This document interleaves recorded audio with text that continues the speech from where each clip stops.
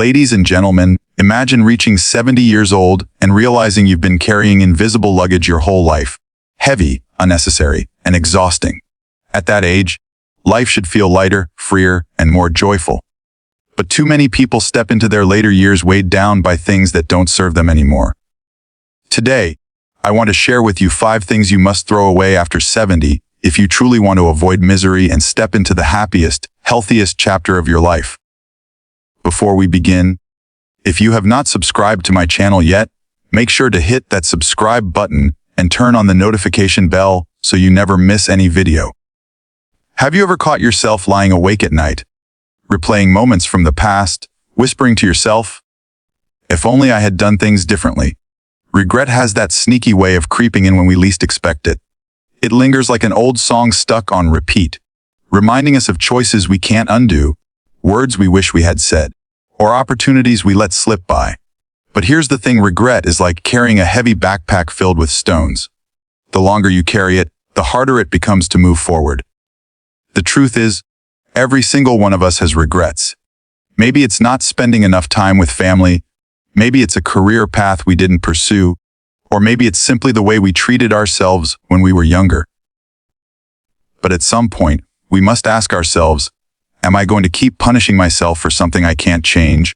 Or am I going to use those lessons to live better today? I once heard the story of an older man who always regretted not pursuing his dream of writing a book. For decades, he carried that regret like a chain, telling himself, "It's too late now." But when he turned 75, he finally picked up a pen and started writing. Was the regret real? Yes. But did it stop him? Not anymore. And when his book was finally published, even if it wasn't a bestseller, the joy on his face was proof that letting go of regret and taking action is far more powerful than holding on to what could have been. Regret is nothing more than proof that you cared. It means you wanted something badly enough to feel its absence. But instead of letting it poison your happiness, you can let it become your teacher. Think of regret as a signpost. It points to the values and dreams that matter most to you. Once you see it that way, it transforms from a burden into a guide. So how do you actually throw away regret? First, practice reframing your past. Instead of saying, "I failed," try saying, "I learned." Every so-called mistake has given you experience that someone else might still be searching for. Ask yourself, what did this teach me that I can use right now? That shift alone turns regret into wisdom. Second, focus on creating new experiences today. Regret often comes from what we didn't do. But the story isn't over yet. If you regret not traveling, start planning a trip, even a small one. If you regret not spending time with loved ones, make that phone call today. Regret loses its power the moment you choose action in the present. Third, forgive yourself. This might be the hardest step, but it's the most liberating. Speak to yourself the way you would to a dear friend. If a friend confessed their regrets to you, you wouldn't say, "You're hopeless." You'd say, "You did your best with what you knew then." Why not extend the same kindness to yourself? When you stop letting regret weigh you down, you begin to feel lighter, freer, and more at peace. Imagine what life could feel like if you woke up tomorrow without the constant whisper of, "What if?" Wouldn't your days feel more open, more joyful, more alive? The truth is, regret is inevitable, but misery is optional. You cannot rewrite the chapters behind you, but you can always start a new one today. So throw away regret. Don't let yesterday's shadow block today's sunlight. Step forward with the lessons you've learned, and let them guide you to create a future filled not with regret, but with purpose, growth, and peace. Have you ever walked away from a conversation and felt completely drained, as if someone had taken every ounce of your energy? That heavy, sinking feeling isn't just in your imagination. It's often the result of toxic relationships. At any stage of life, but especially as we grow older, the people we surround ourselves with play a massive role in our happiness, health, and peace of mind. And sometimes, the greatest act of self-care is simply choosing who no longer gets access to your energy. Toxic relationships come in many forms. They can be the friend who always criticizes you, the relative who never respects your boundaries, or the person who constantly pulls you into their chaos. What makes them dangerous is not just their words, but the way they slowly chip away at your confidence, your joy, and even your physical health. Studies have shown that negative, Stressful relationships can increase stress hormones and even shorten lifespan. So the truth is, this isn't just an emotional issue, it's a health issue. Let me share a story. A woman in her 70s once described how, for decades, she tolerated a friendship that left her feeling small. This friend constantly compared, belittled, and reminded her of every shortcoming. But we've been friends for so long, she would tell herself, I can't just end it now. One day, after yet another draining conversation, she realized she had given years of her life to someone who didn't truly value her. And with one decision, choosing to walk away, she felt lighter, freer, and more at peace than she had in years. She discovered that cutting ties with toxic people isn't cruel, it's an act of kindness to yourself. So how can you start to throw away toxic relationships in your own life? First, learn to recognize the signs. Ask yourself, does this person make me feel supported, or do they make me doubt myself? Do I feel energized after being with them, or exhausted?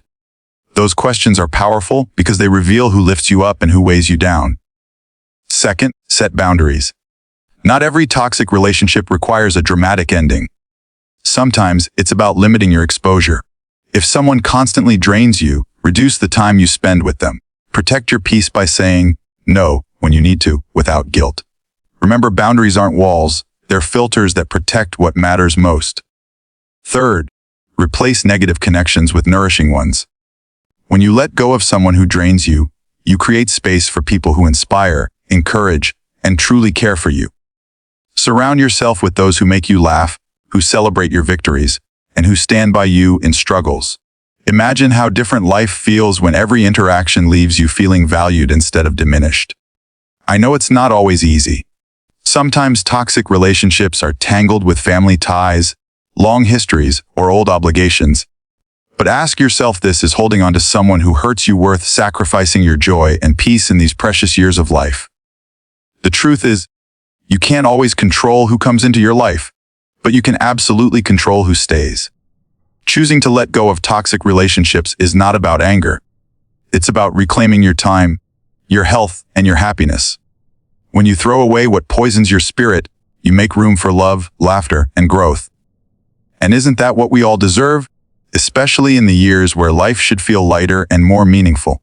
So take a deep breath, look at your circle, and choose wisely. Because your happiness is too valuable to let it be in the hands of people who don't honor it. Have you ever looked in the mirror, noticed a wrinkle or a gray hair, and felt that little pang of fear whispering, I'm getting old? It's a feeling many people know too well. Society often tells us that aging is something to be afraid of. That youth is where all the excitement happens, and that growing older means stepping into limitations. But the truth is, fear of aging is one of the biggest thieves of joy. It robs people not of their years, but of their ability to fully live the years they do have. Aging, in reality, is not a countdown to the end. It's a chance to step into a new chapter with wisdom, freedom, and perspective you didn't have before. Think about it: when you were 20, you may have had energy, but you also had uncertainty. At 40, you might have had responsibility, but not always time. By the time you reach 70 and beyond, you carry lessons, clarity, and the power to live life on your own terms. Isn't that something worth celebrating instead of fearing? Let me tell you about a man named Charles. For most of his life, he dreamed of learning how to paint, but he always put it off. I'm too busy, maybe later, he would say.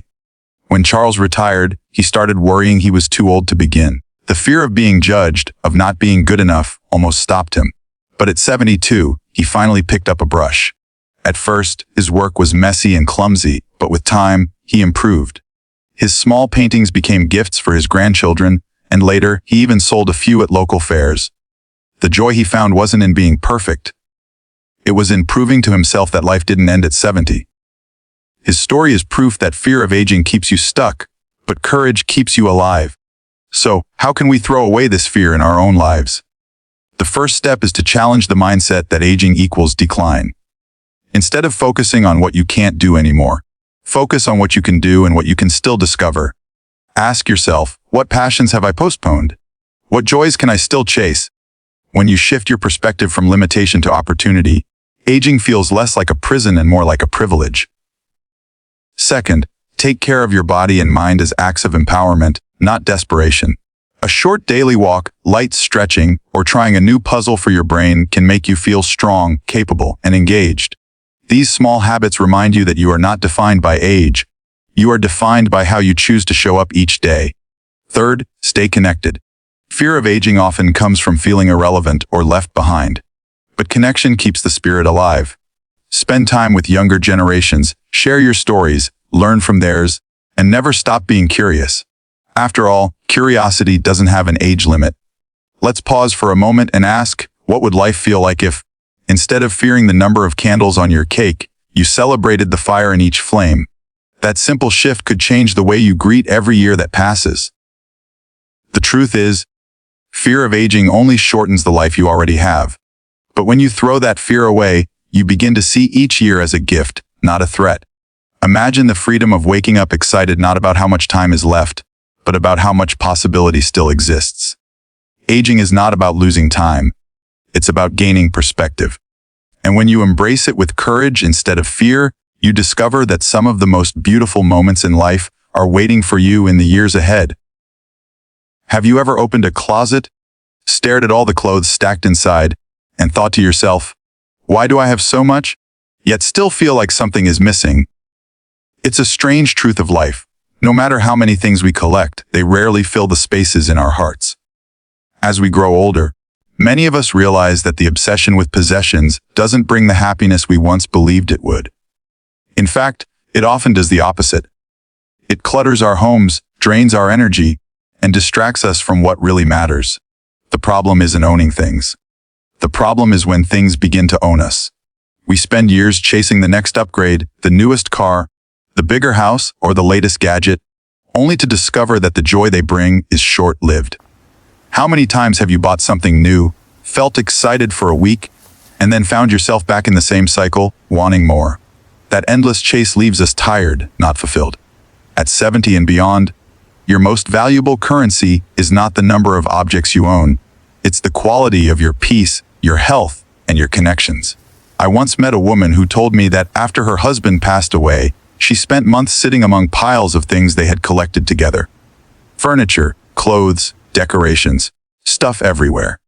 But when she looked around, what she really missed was not the possessions, but the memories. She realized that the things she thought she couldn't live without were simply objects. What mattered were the dinners they shared, the laughter they enjoyed, and the love they built. So, she started letting go of the clutter. With every box she gave away, she felt lighter, freer, and more alive. She discovered that by throwing away the obsession with possessions, she had made more space for joy. So, how do we begin this shift in our own lives? First, practice gratitude for what you already have. When you feel grateful for the roof over your head, the food on your table, and the comfort of simple belongings, the urge to constantly acquire more starts to fade. Gratitude helps you see that enough is truly enough. Second, simplify your space. Pick one drawer, one shelf, or one room and start clearing out what no longer serves you. Ask yourself, does this item add value to my life, or is it just taking up space? The process may feel small at first, but each step brings a sense of lightness. You'll notice that with fewer things to manage, you have more time and energy to enjoy the life unfolding around you. Third, invest in experiences instead of objects. Think about it. Would you rather look back and remember the flat screen TV you bought 10 years ago, or the trip you took with your loved ones, the picnic you had in the park, or the laughter you shared at a family gathering? Possessions fade, but experiences become stories, and stories last a lifetime. So ask yourself, when your children or grandchildren think of you, will they remember the things you owned, or the moments you shared with them? That single question has the power to shift your priorities. The truth is, possessions can fill a house, but they can't fill a heart. When you throw away the obsession with collecting more, you make space for what truly matters: connection, health, joy, and peace. Imagine living each day without the weight of more on your shoulders and instead carrying the lightness of gratitude and love. That is freedom. That is happiness. And that is the kind of life worth holding on to. How many times in your life have you put everyone else first and yourself last? Maybe it was raising children, building a career, or simply being the dependable one everyone turned to. And while that generosity is admirable, the cost of constant neglect eventually shows up, whether in your body, your mind, or your spirit. By the time many people reach their 70s, they've spent decades pouring into others while forgetting to pour into themselves. But here's the truth: self-neglect doesn't make you stronger, it slowly drains the best parts of you.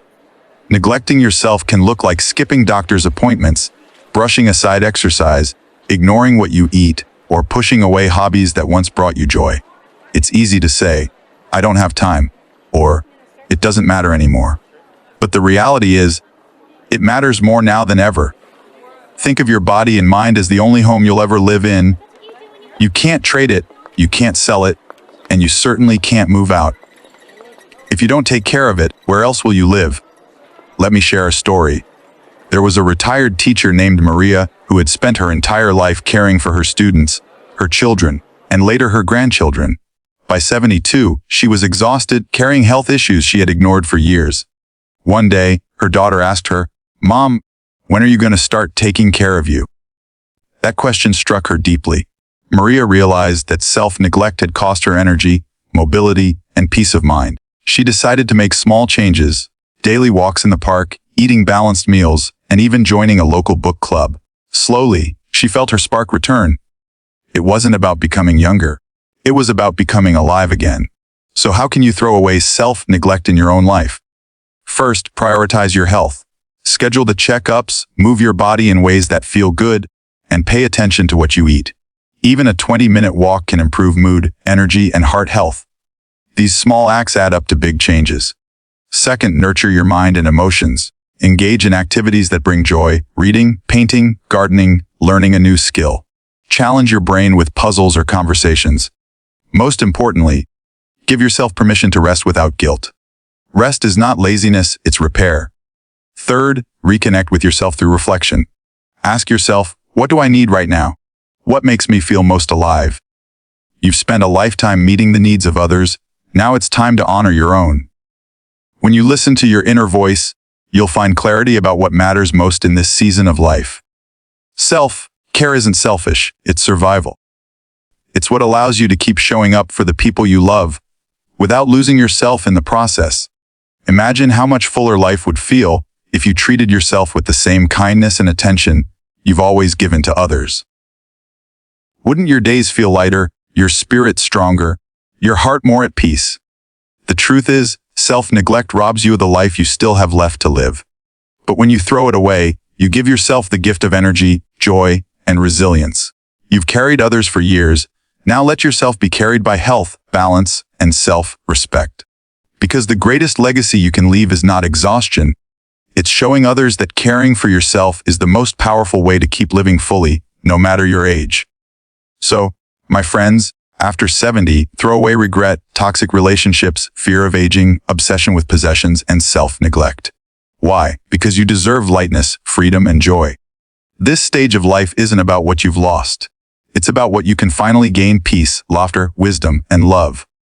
The truth is, happiness doesn't come from adding more to your life. It comes from letting go of what weighs you down. And when you do, you'll discover that life at 70, 80, or even 90 can be more beautiful than you ever imagined. God bless you.